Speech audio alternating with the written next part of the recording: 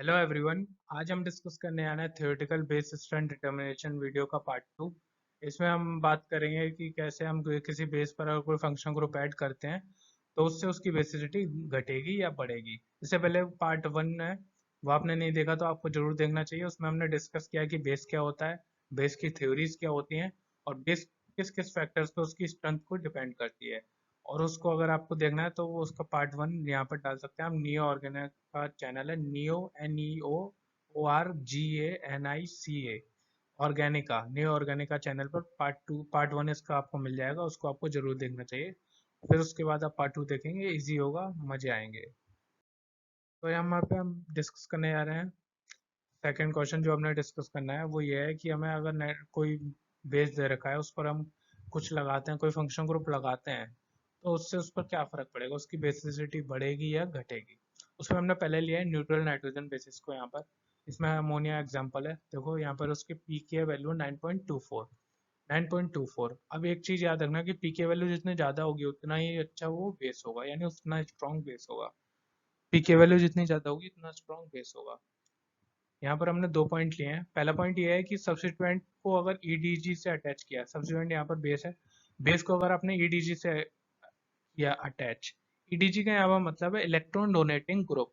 Electron donating group वो group होते हैं जो कि इलेक्ट्रॉन डोनेट करते हैं सब्सिट्यूएंट को। अब सब्सिट्यूएंट को इलेक्ट्रॉन डोनेट करेंगे तो होगा क्या, वहाँ पर इलेक्ट्रॉन डेंसिटी बढ़ जाएगी सब्सिट्यूएंट पर। तो क्या होगा, अवेलेबिलिटी ऑफ इलेक्ट्रॉन बढ़ जाएगी। अवेलेबिलिटी ऑफ इलेक्ट्रॉन बढ़ जाएगी तो बेसिक करेक्टर बढ़ जाएगा, यानी बेसिसिटी वहाँ पर बढ़ गई।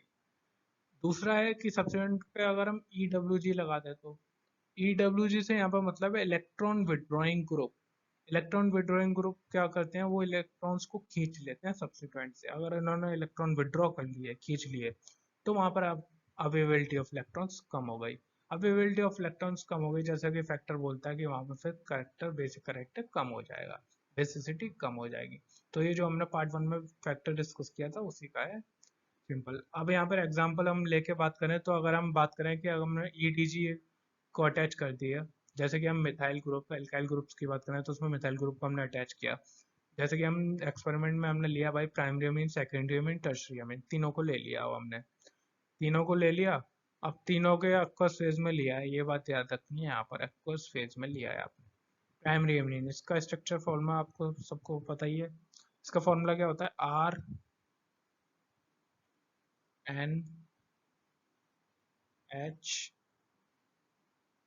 और 2। सेकेंडरी अमीन R2N और H, ठीक है। टर्शरी अमीन का होगा R3N।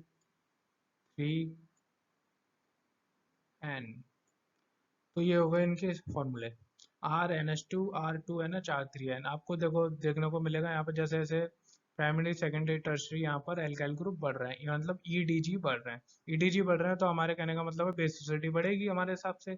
यहाँ पर 10.6 थी, 10.8 हुई, बढ़िया, बढ़नी चाहिए, बढ़ रही है। यहाँ पर कम हो गई, जबकि हमारा बड़ा R3, हमने एल्काइल ग्रुप बढ़ा है यहाँ पर, फिर भी कम हो गई। तो ये तो थोड़ी गड़बड़ हो गई। अब ये गड़बड़ कैसे हुई, ये गड़बड़ होने का सिंपल कॉन्सेप्ट ये है कि देखो, stabilisation of positive charge. Base में हम क्या देखते हैं, प्रोटोनेशन को देखते हैं। प्रोटोनेशन होगा, पॉजिटिव चार्ज आएगा, इन तीनों पर यहाँ पर पॉजिटिव चार्ज आ जाएगा। अब तीनों पर पॉजिटिव चार्ज आ गया तो उसको स्टेबलाइज करना है, क्योंकि जो चार्ज स्पीशीज होती हैं वो अनस्टेबल होती हैं, तो उनको स्टेबलाइज करना है। स्टेबलाइज करने पे यहाँ पे हमने स्टेबलाइज होते हैं ईडीजी से। ईडीजी यहाँ पर ईडीजी, ईडीजी क्या कर रहा है, इलेक्ट्रॉन दे रहा है। इलेक्ट्रॉन दे रहा है, इलेक्ट्रॉन देगा तो क्या होगा, यहाँ पर चार्ज कम हो जाएगा, पॉजिटिव चार्ज कम हो जाएगा क्योंकि इलेक्ट्रॉन आ गए वहाँ पर। ठीक है, तो जैसे जैसे यहाँ पर बढ़ रहा है तो इसीलिए पीके की वैल्यू यहाँ पर देखो बढ़ रही है, क्योंकि ईडीजी वाला फैक्टर यहाँ पर काम कर रहा है। ठीक है।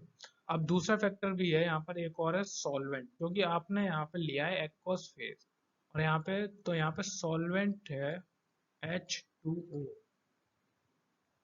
और देखो, चार्ज को स्टेबलाइज करने का ये भी तरीका है।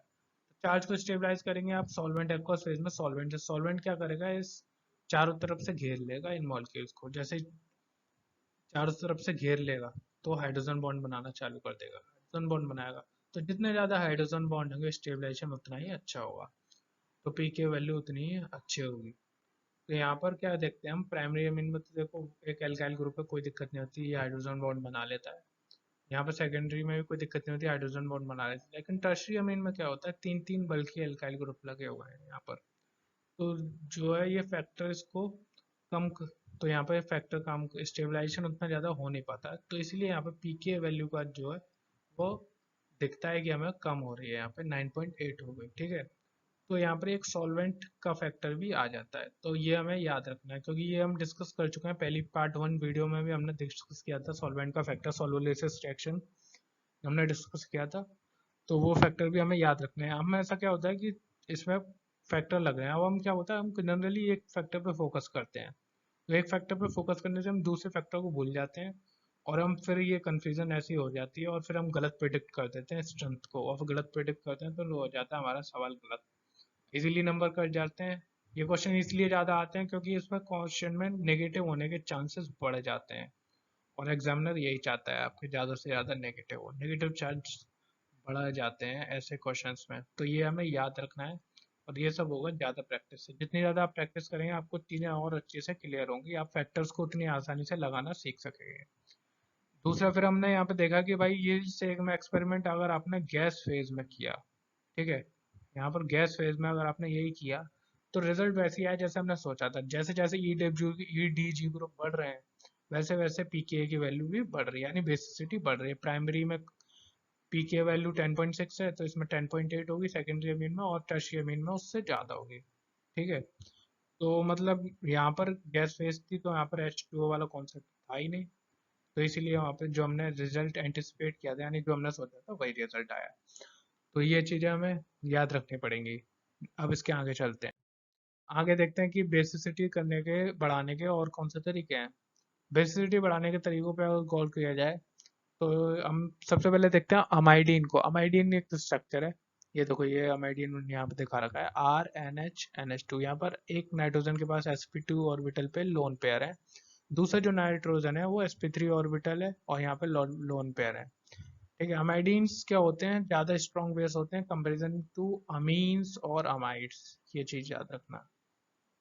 अमीन्स और अमाइड्स पी की वैल्यू इनकी 12.4 है, ये क्यों है। अब ये देखो ये यहाँ पर हमें यहाँ पर मिलेगा इसको एक्सप्लेनेशन, एक्सप्लेनेशन ये रहा, RNH NH2 एसिड से इन्होंने लिया H, यहाँ पर पॉजिटिव चार्ज आया, पॉजिटिव चार्ज को स्टेबलाइज करना है, स्टेबलाइजेशन करने के लिए यहाँ पे हमें दिखता है कॉन्जुगेशन। अब कॉन्जुगेशन क्या हो रहा है, स्टेबलाइज देखो कैसे हो रहा है, स्टेबलाइज होने यहाँ पर पॉजिटिव चार्ज है, यहाँ पर पॉजिटिव चार्ज कहाँ पर आ गया sp3 ऑर्बिटल पे, और फैक्टर्स के हिसाब से sp3 ऑर्बिटल पे यहाँ पर आ गया, तो आपको फैक्टर्स याद करने पड़ेंगे, sp3 ऑर्बिटल पे आ गया तो बेसिसिटी बढ़ गई। और दूसरा फैक्टर ये भी कि यहाँ पे देखो डीलोकलाइज हो रहा है चार्ज, डीलोकलाइज हो रहा है मतलब चार्ज, जैसा अभी हमने देखा था डीलोकलाइजेशन ऑफ चार्ज होगा तो स्टेबिलिटी बढ़ेगी बढ़ेगी, ठीक है।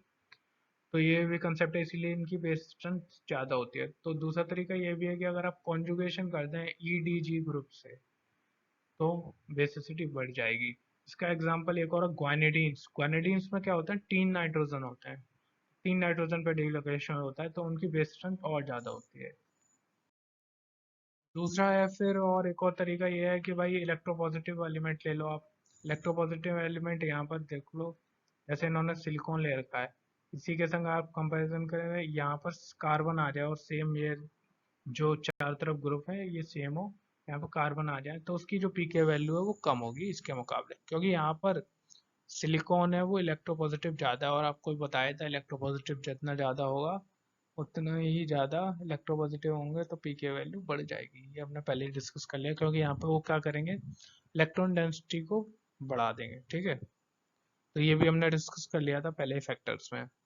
तो ये भी एक तरीका है भाई, जो एलिमेंट है उसको इलेक्ट्रोपॉजिटिव ले लो। फिर बात करते हैं लोन पेयर और sp3 हाइब्रिडाइज्ड ऑर्बिटल, ये भी अभी हमने देखा अमाइडीन्स में यही हो रहा है, तो ये भी हमें याद करना चाहिए, ये भी हमें पता चल गया कि भाई बेस स्ट्रेंथ यहाँ पर बढ़ेगी sp3 ऑर्बिटल में, यहाँ पे sp2 में कम होगी पीके वैल्यू, इसलिए देखो यहाँ पर बढ़ गई यहाँ पर कम है। तो ये भी फैक्टर इसको ज़्यादा।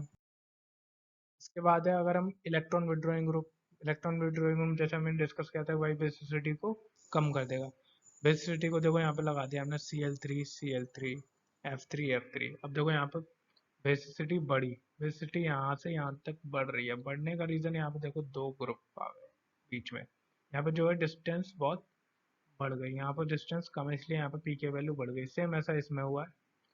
तो ये भी एक फैक्टर्स है कि मतलब आप ईडब्ल्यू जी ग्रुप यानी इलेक्ट्रॉन विड्रॉइंग ग्रुप अगर ऐड कर देते हैं तो बेसिसिटी को कम कर सकते हैं। तो ये सब मेथड्स थे कि आप कैसे कैसे यहाँ पे इलेक्ट्रॉन विड्रॉइंग ग्रुप को कम कर सकते हैं बेसिसिटी को, और इलेक्ट्रॉन डोनेटिंग ग्रुप बेसिसिटी को बढ़ा सकते हैं। अब फिर आप बोलेंगे कि भाई ये तो बता दो कि ईडीजी ईडब्ल्यूजी कुछ क्या होते हैं, क्या है ये। तो ईडीजी के एग्जांपल्स अगर हम लें तो O H, O R, alkoxic, NR2, ethyl group, ये तो हमने डिस्कस कर लिया अभी, NHCOR। ईडब्ल्यूजी में CN है, हेलोजेंस हैं, हेलोजेंस अभी डिस्कस कर लिए। NO2 है, COR है, CF3 ये भी अभी डिस्कस कर लिया है। तो ठीक है, ये है ईडब्ल्यूजी और ईडब्ल्यूजी और ईडीजी के एग्जांपल्स। तो ये सब हमने डिस्कस कर लिया है अच्छे से, सारी चीज़ें आपको फैक्टर्स क्लियर हो गए। अब आपको न्यूमेरिकल्स को ज़्यादा से ज़्यादा प्रैक्टिस करना है, उन चीज़ों को अप्लाई करके कोशिश करनी है। जितने ज़्यादा आप न्यूमेरिकल प्रैक्टिस करेंगे आपको उतनी ज़्यादा चीज़ें अच्छे से कंसेप्ट क्लियर होंगे, और आप अच्छे से नेगेटिव को बहुत रिड्यूस कर पाएंगे, बहुत कम कर पाएंगे। तो आज की वीडियो में इतना ही। Thank you very much.